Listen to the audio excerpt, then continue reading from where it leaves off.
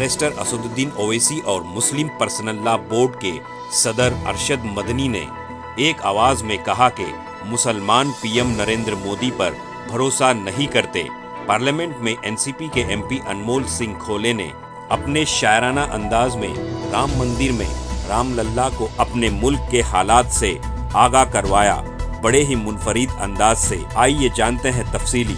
Bureau report, Atraf TV Urdu news.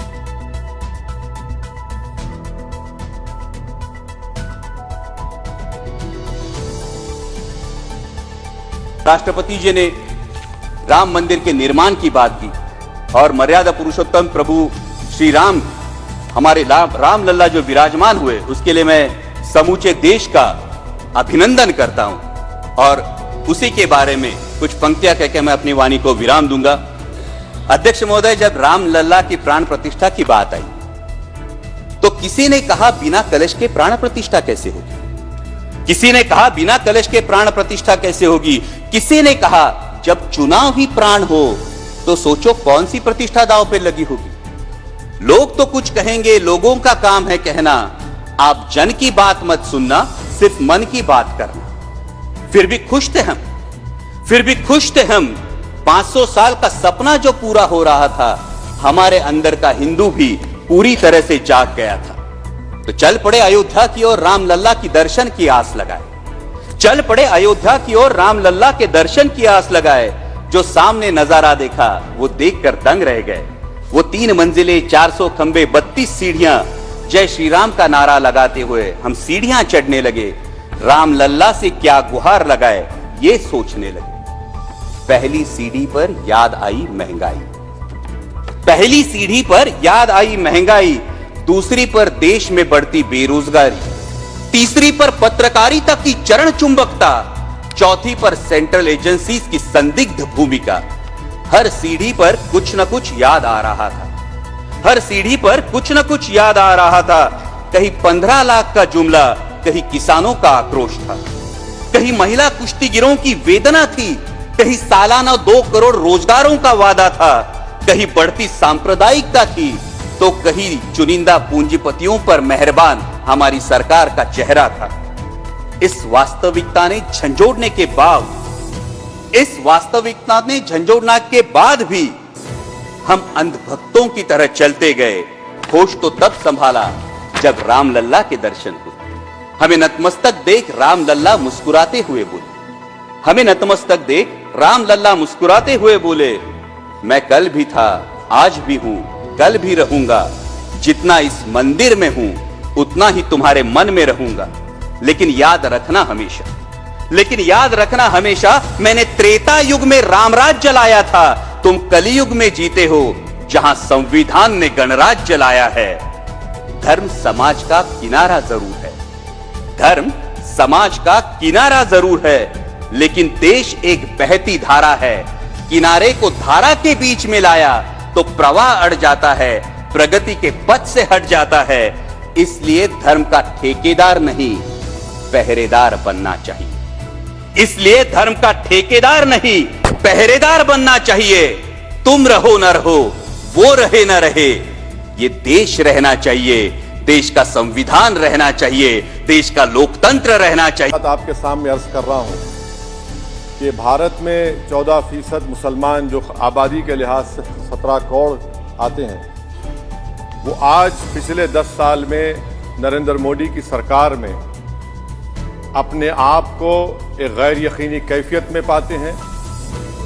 अपने सोचते हैं कि हमारी शनाख्त को ख़तरा है, हमारे वजूद को ख़तरा है। और मैं बड़ी जिम्मेदारी के साथ कह रहा हूं कि जज्बात में लाए बगैर कह रहा हूं कि आज 17 करोड़ मुसलमान अपने आप को ऐसा समझते हैं कि जिस ज़माने में हिटलर के ज़माने में यहूदी अपने आप को समझते थे। इस 10 साल में हमने क्या देखा सर? जमहूरियत हमारे वतन अजीज की को बचाना बहुत ज़रूरी है, ये गरीबों के लिए और कमज़ोरों की एक बहुत बड़ी ताकत है। मगर 10 साल में, 9.5 साल में क्या हुआ? सिर्फ एक शख्स को मजबूत कर दिया गया, एक मजहब को मजबूत कर दिया गया, एक आइडियोलॉजी, एक नजरिए को मजबूत कर दिया गया, एक शनाख्त को सब शनाख्त के आगे दूसरी शनाख्तों को मिटाने की कोशिश की गई, एक जबान को मजबूत कर दिया गया। तो हमारी जमहूरियत तो खोखली हो चुकी है। और सर, कोई भी हुकूमत और पार्टी सिर्फ जबर और इस्तेसाल पर कायम नहीं रह सकती है सर। दूसरा पॉइंट सर जो मैं आपके सामने अर्ज करना चाह रहा हूं, CAA के कानून के ताल्लुक से मरकजी एक वजीर ने अखबार में बयान दिया कि हम 8 दिन में करने वाले हैं। आप 8 दिन में करेंगे, 8 दिन में एहतजाज शुरू होगा मुल्क के कोने कोने में।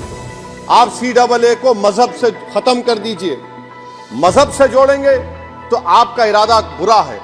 आप भारत की अक़लियतों को, भारत के मुसलमानों को, दलितों को आप परेशान करने का आपका इरादा है सर। दूसरी बात यह है कि CAA के खिलाफ क्यों हम हैं? क्योंकि सीमांचल के मुसलमान को आप बांग्लादेशी कहते हैं। कोई मिनिस्टर मुझे कहता है कि घुसपैठी है, रोहिंग्या है। तो CAA को मजहब से जोड़ना गलत था, उसको निकालिए। मगर हमारे देश के प्रधानमंत्री सर, वतन अजीज के वजीर आजम, मैं बड़ी जिम्मेदारी के साथ कह रहा हूं कि मैं अपने बचपने में जब हिस्ट्री पढ़ता था तो मैंने एक स्टैचू की फोटो देखी थी, प्रीस्ट किंग ऑफ मोहनजोदारो। ऐसा लगता है कि वैसे ही लग रहा है कि प्रधानमंत्री नहीं है बल्कि पुजारी सम्राट बन चुके हैं वो। और मैं क्यों कह रहा हूं कि हमारे सदर जमहूरिया ने कहा था कि 22 जनवरी एक तारीखी दिन है, बिल्कुल तारीखी दिन है। 22 जनवरी की बुनियाद 6 दिसंबर 92 को रखी गई। 22 जनवरी की बुनियाद 86 में ताले खोलकर रखी गई। 22 जनवरी की बुनियाद जीबी पंत ने रखी थी। इसीलिए तारीखी दिन है। और तारीखी दिन इसलिए भी है कि सर इसी ऐवान में 16 दिसंबर 1992 को हमने रेजोल्यूशन पास किया था। आप बताइए कि आज इस मुल्क में चाहे कोई सेकुलर पार्टी का हो या जो भी हो, वाले सब सेकुलर है, बुरा मैं हूं, किसी में हिम्मत नहीं है कि 6 दिसंबर की बात की जाए। और वो तारीखी दिन इसलिए भी है सर, इंसाफ करने वालों में एक NCLT के चेयरमैन, एक गवर्नर और एक नामजद शुदा रुकने पार्लियामेंट बैठे हुए थे। अब आप बताइए मेरे पास बचा क्या है? बचा यह है कि आर्टिकल 32 बचा है जिसको बाबा साहब अम्बेडकर ने दिया। आज मुल्क के 17 करोड़ मुसलमान भारत के वजीर आजम पर एतमाद भरोसा नहीं करते, बिल्कुल नहीं करते, बता रहा हूं, खुल के कह रहा हूं। अगर आप आर्टिकल 32 का ड्यू प्रोसेस ही खत्म कर देंगे तो फिर मेरे पास क्या बचेगा सर? क्या बचेगा? मैं तो यहां खड़े होकर वो सुप्रीम कोर्ट के मायानाज बेबाक वकील दुष्यंत दवे की तरह तो नहीं कह सकता। मुझे आज भी रूल ऑफ लॉ में भरोसा है, मुझे आज भी कानून पर, संविधान पर भरोसा है, मगर ड्यू प्रोसेस तो फॉलो होना चाहिए। ड्यू प्रोसेस फॉलो नहीं हो रहा। एक तारीखी दिन 22 जनवरी था, एक तारीखी दिन 31 जनवरी था।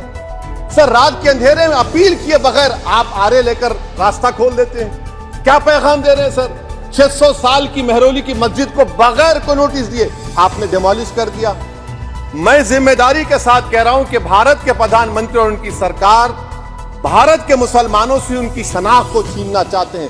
ख्वाजा अजमेरी के आस्थाने पर चादर बिछाइए, मगर आप जो चादर मुझसे छीनना चाह रहे हैं मेरी मस्जिद है। आप हर मस्जिद को छीनना चाहते हैं। आप बताइए 17 करोड़ मुसलमानों को क्या पैगाम दे रहे हैं आप कि आप हर मस्जिद को छीन लेंगे मुझसे? फिर मेरा वजूद किस माने रखता है? मेरा शनाख्त क्या माने रखता है? रूल ऑफ लॉ क्या माने? अच्छा 1991 के प्लेसेस ऑफ वर्शिप एक्ट पर क्यों नहीं बोलते आप लोग? आप उस पर कायम है नहीं है। आप 500 साल की बात करते, मैं आपसे कहता हूं भाई 500 साल पे मत जाइए, बौद्ध पे जाइए, जैनिज्म पे जाइए, शैविज्म पे जाइए, कहां रुकेंगे? अरे इस देश को आजादी मिली 47 में, संविधान मिला हमको बाबा साहब अम्बेडकर का बराबरी का। उससे पहले तो राजा रजवाड़े थे, जमहूरियत नहीं थी, लोकतंत्र नहीं था, मगर आप उसको उस बारे में लेके जाओ, कह रहे 500 साल आगे क्या होगा बताइए।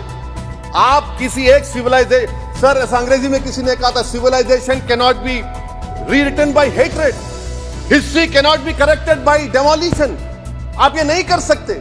और मैं उम्मीद करता हूं कि जब मौर्ख तारीख लिखेगा, नरेंद्र मोदी इस मुल्क में तारीख लिखना चाहते हैं। क्या तारीख लिखना चाहते हैं? कि मैंने इस देश को, गांधी अंबेडकर के देश को मैंने हिंदू राष्ट्र बना दिया। मैं उम्मीद करता हूं कि हमारे भारत के हमारे हिंदू भाई देश के प्रधानमंत्री की सोच को नाकाम करेंगे। उन पर है सर 81 में एक्ट पास हुआ, हमारा लॉ ऑफिसर कोर्ट में कहता है कि मैं पार्लियामेंट के एक्ट को नहीं मानता। कैसे नहीं मानते सर? क्या नरेंद्र मोदी ने पार्लियामेंट को नॉमिनेट किया या पार्लियामेंट ने नरेंद्र मोदी को प्रधानमंत्री बनाया? बताइए। 81 के एक्ट को नहीं मानते सर। 2 ही तो सेंट्रल यूनिवर्सिटी है मुसलमानों के, 1,80,000 आप ही के सरकार के दौर में मुसलमान हायर एजुकेशन निकल गए। आप अलीगढ़ मुस्लिम से छीनना चाह रहे हैं। Theory of separation of powers में एग्जीक्यूटिव हमको डिक्टेट करेगा। मेरी आवाज तो पार्लियामेंट है, अब मेरी आवाज के खिलाफ एग्जीक्यूटिव सुप्रीम कोर्ट में बोलता है। अलीगढ़ मुस्लिम यूनिवर्सिटी से इतनी नफरत क्यों है आपको? वहां पर तो हिंदू भाई भी पढ़ते हैं। सर, ये अलीगढ़ मुस्लिम यूनिवर्सिटी का मामला है सर। तो मैं आपसे इस बात पर, इस शेर पर अपनी बात को खत्म कर रहा हूं सर। आप भी उर्दू दां हैं जी। मसीहाओं को जब भी आवाज दी है, अहमद फराज का शेर है जी जी, मसीहाओं को जब भी आवाज दी है, पलट कर आ गए हर बार कातिल। मसीहाओं को जब भी आवाज दी है, पलट कर आ गए हर बार कातिल। वहां क्या दाद खाही क्या गवाही, वहां क्या दाद खाही क्या गवाही, जहां जहां हो मुंसिफों के यार कातिल।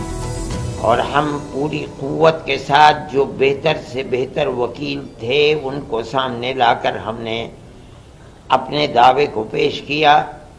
और हम बार बार ये बात कहते थे कि सबूत और शवाहिद की बुनियाद के ऊपर, यानी कानूनी दलाइल की बुनियाद पर जो फैसला सुप्रीम कोर्ट का होगा हम उसे कबूल करेंगे। सुप्रीम कोर्ट का एक फैसला कि मस्जिद अपनी जगह है, किसी मंदिर को तोड़कर नहीं बनाई गई, यानी जहां बाबरी मस्जिद है वो राम जन्मभूमि नहीं है। ये फैसला कोर्ट ने दे दिया सुप्रीम कोर्ट में। ये दलील थी, सर्वे हुआ था, सर्वे से साबित हुआ कि यहाँ कोई दूसरी इमारत नहीं थी। लेकिन एक दूसरा फैसला कि हम ये मस्जिद अखाड़े को देते हैं, इसकी कोई दलील, कोई सबूत, कोई शवाहिद नहीं है। सुप्रीम कोर्ट के इस फैसले ने, आप खुद दुनिया को देखें, मुल्क को देखें, इस फैसले ने कि हम अकीदत की बुनियाद पर इस मस्जिद को तोड़वा करके हम अखाड़े को देते हैं, इसने जो रास्ता दिखलाया है, उस रास्ते दिखलाने के बाद फूट पड़े हैं मसाइल के इस मस्जिद को भी लो, इस मस्जिद को भी लो, इस मस्जिद को भी लो, इसके ऊपर भी। इसका मतलब है कि कानून के रास्ते के ऊपर चलना जो कोर्ट का इम्तियाज था, सिर्फ बाबरी मस्जिद के फैसले ने एक रास्ता दिखलाया कि नहीं, इन तमाम कवानीन और कवायद की लाइब्रेरियों को, इनके किताबों को आग लगाओ। कोई चीज़ नहीं है। फैसले मजहब के अंदर जो भी होंगे वो अकीदे की बुनियाद के ऊपर होंगे, अकीदतमंदी की बुनियाद पर होंगे। तो मुल्क कैसे चलेगा? ये तो एक तस्वुर ये दिया जा रहा है कि जहाँ भी अक्सरियत इस मुल्क के अंदर अपनी अकीदत की बुनियाद के ऊपर किसी मसले को लाएगी, वहाँ हकीकत और सबूत शवाहिद को नहीं देखा जाएगा, बल्कि वहाँ ये देखा जाएगा कि अक्सरियत की अकीदतमंदी क्या चाहती है, जो चाहती है उसको पेश कर दिया जाएगा। तो मुल्क कैसे चलेगा? ये एक बात है सोचने की। हम सिर्फ इतनी ही बात कहना चाहते हैं कि अगर रविश यही चलेगी तो चाहे वो किसी भी अकलियत का फर्द हो, चाहे वो सिख हो, चाहे वो जैन हो, चाहे वो मुसलमान हो, चाहे वो ईसाई हो, किसी मसले के अंदर उसको फैसला नहीं मिलेगा। अगर मुकाबले के अंदर तनाव है और उसके अंदर अकीदत अक्सरियत की उसके अंदर दखल रखती है, तो उसके अंदर, उसके मुकाबले के अंदर कानून बेकार और बेअसर हो जाएगा।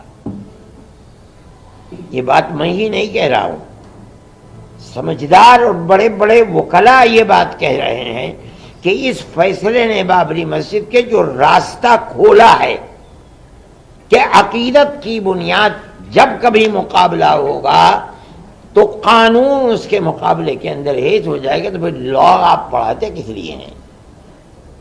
लाइब्रेरियों के अंदर आपके हजारों किताबें किस लिए रखी हुई हैं? इनको आग लगा दीजिए। यही मसला है। ये मुल्क का, मैं समझता हूं, बहुत बड़ा अलमिया है कि इस मुल्क के अंदर आज मुसलमान ये कह रहा है कि मसले की बुनियाद लोअर कोर्ट से लेकर सुप्रीम कोर्ट तक अकीदत के ऊपर है, कानून के ऊपर नहीं है।